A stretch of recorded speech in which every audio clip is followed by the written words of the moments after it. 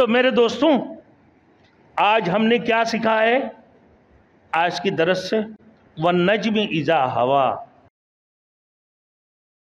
Thanks for watching. Don't forget to like, comment, share and subscribe to Maulana Habibullah Ruhani Official. تو میرے دوستوں آج ہم نے کیا سیکھا ہے آج کی درس سے وَالنَّجْمِ إِذَا هَوَىٰ. وَالنَّجْمِ إِذَا هَوَىٰ. بعض لوگوں نے ستارہ کہا. کیا ہے بھائی؟ یہ ستارہ زہرہ ہے کہ مشرقی جانب یہ ستارہ زہرہ ہے جو بہت زیادہ چمکدار ہے. بعض نے کہا والنجم کا مطلب کیا ہے بھائی؟ یہ ستارہ میرے دوستوں ثریا ہے کہ مشرقی جانب ایک گچھے کی شکل میں ہوتا ہے. بعض کہتا ہے میرے دوستوں یہ جو ستارہ ہے یہ کہکشاں ہے، چھوٹے چھوٹے ستاروں سے ایک سڑک سی بنی ہوئی ہوتی ہے. امام ابو حنیفہ رحمۃ اللہ علیہ کے استاد محترم وہ فرماتے ہیں اس سے مطلب ہے قرآن مجید، یعنی قرآن مجید. اور حضرت امام جعفر صادق رحمۃ اللہ علیہ، حضرت امام جعفر صادق رحمۃ اللہ علیہ سے منقول ہے کہ اس سے مراد ہے اللہ کے رسول کی ذات مبارک. تو مطلب کیا ہے میرے دوستوں؟ بعض کی قول کے مطابق کہ بھائی یہ مطلقاً مومن ہے، مطلقاً مومن ہے. جب ان کو قبر میں اتارے جاتے ہیں، جب قبر میں اتار دی جائیں گے تو وہ روشن ستاروں کی مانند ہوتی ہیں. مومن کو جب قبر میں اتار دیں وہ روشن ستاروں کی مانند ہوتے ہیں.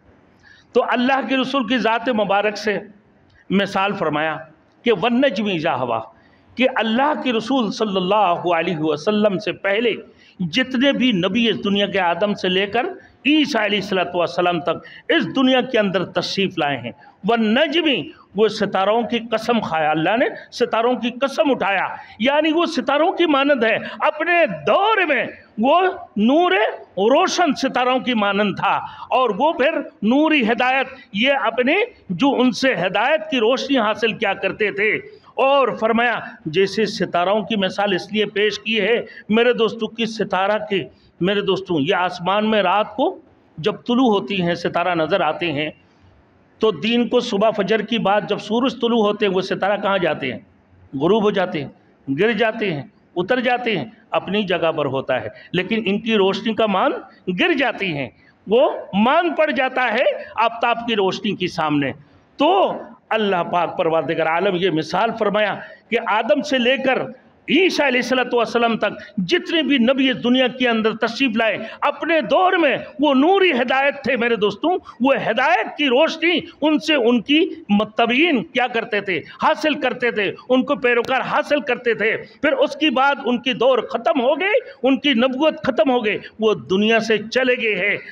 گویا کہ فرمایا کہ گویا کہ نور نبوت کے آفتاب نور نبوت حضور خاتم النبی صلی اللہ علیہ وسلم، حضور خاتم النبیین صلی اللہ علیہ وسلم کی سامنے سارے کے سارے ستاروں کی روشنی کیا پڑ گئے بھائی؟ مان پڑ گئے. اللہ کی رسول کی